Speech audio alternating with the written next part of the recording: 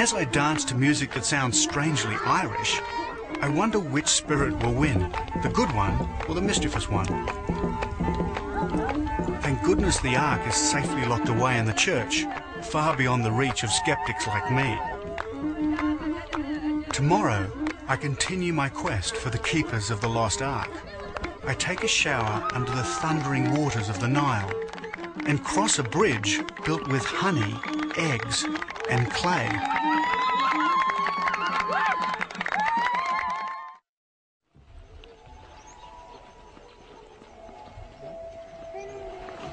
It's the 5th day of Christmas, and we wake up to the cool air of a North African winter's dawn. Soon we're back on the Pilgrim's Trail.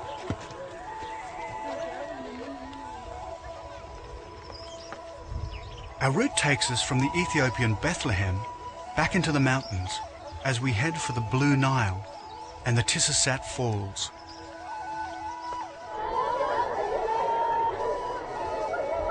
But our pilgrim's progress is checked by one of the sadder realities of Africa.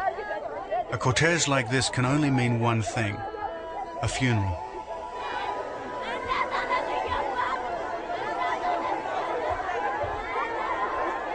In the crowd, we recognize one of the dancers from the night before. Her 23-year-old cousin has died.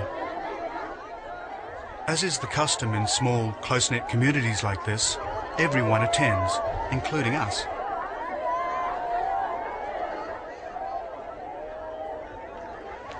Like everywhere in Africa, death is part of life. It happens all the time. It's a real privilege to be here because knowing the family, it's a very private moment for them and very, very special for me. I won't ever forget this.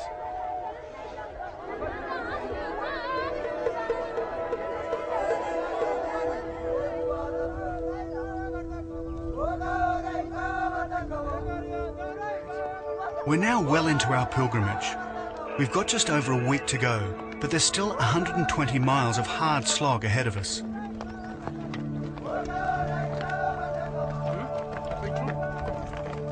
I revel in this beautiful Ethiopian landscape, when suddenly, in the middle of nowhere, we see this. An old European-style bridge. Apparently the Portuguese built it in the 15th century. So the story goes, there was no cement, so they stuck it together with honey, eggs, and clay.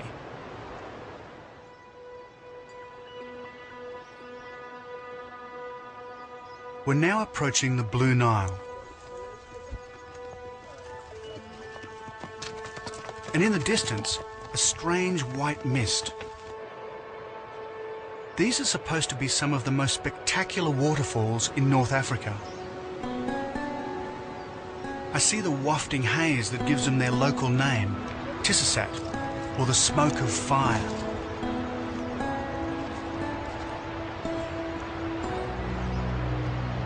If you want somewhere to marvel at the world's greatest river, Tissasat is the place to be. It's here that the Blue Nile plunges 150 feet into a chasm.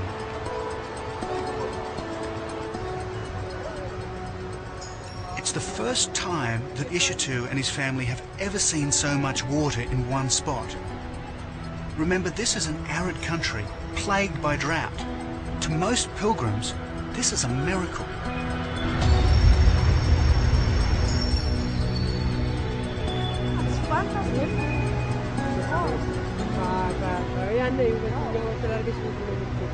You know what I'll do now? I think I'll go down and have a really nice shower.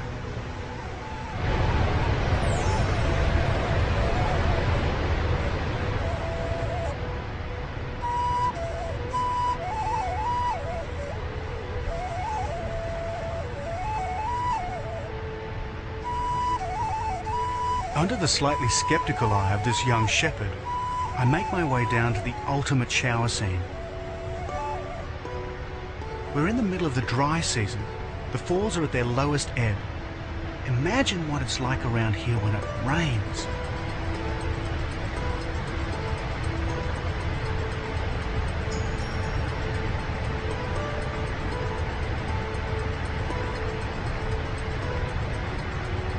They call it the River of Life. the Blue Nile provides 80% of the water for the Nile proper. If these falls ever stopped, millions would starve to death for 1,000 miles downstream from here.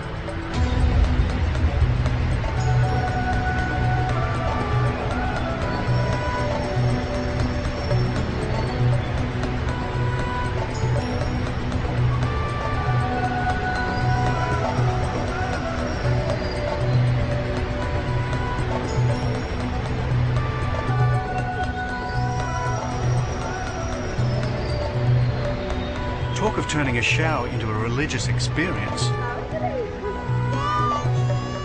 Although I suspect Ishitu and little Jordanus think I've lost my mind. I don't know about them, but this pilgrim's feeling very much rejuvenated. Oh my God, that was like standing in the middle of a hurricane. It's just like, just the most fantastic feeling. It's everything about Africa. My God, come and stand under the Nile Falls. Oh.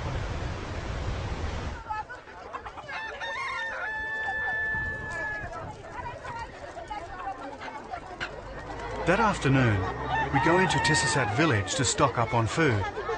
And in a country that's often stricken by drought, the choice is never huge. You need some potatoes? No shrimps to chuck on the barbie here. Basically, it's potatoes, tomatoes and onions. But they're fresh. Anyway, Tete and Ababa seem to know what they're looking for. However, there doesn't seem to be much in the way of meat. But then meat is a luxury in North Africa. It's a particularly bad one. Besides, as pilgrims, we should live and eat frugally to gain maximum redemption in the eyes of the Lord. But after 7 days on the Pilgrim's Trail, I must say I could eat a horse.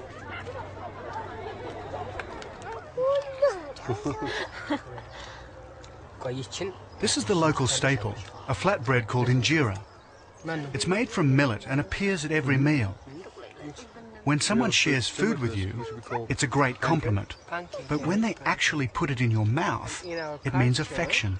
Guests are respected, and if the food is around here, we must do like this. Oh, okay, thank you. Oh.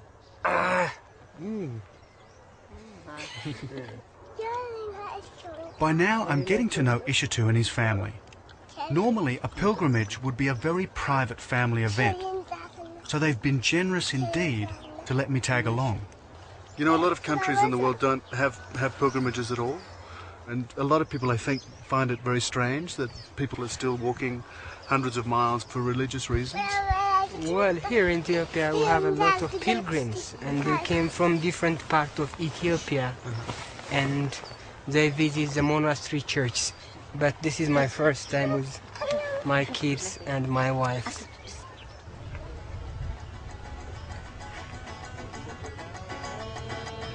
Back on the Nile, and a tiny river port that could be straight out of the African Queen. While Ishitu and family go ahead on foot, I'm making a detour to follow up a new lead on the Ark.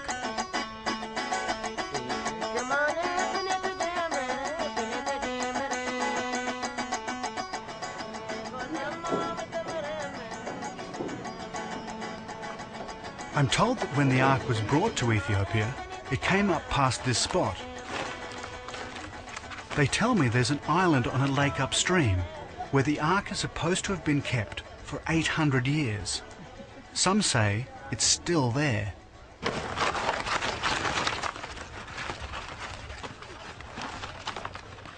So I need a boat, and the best way to get one around here is to have one made.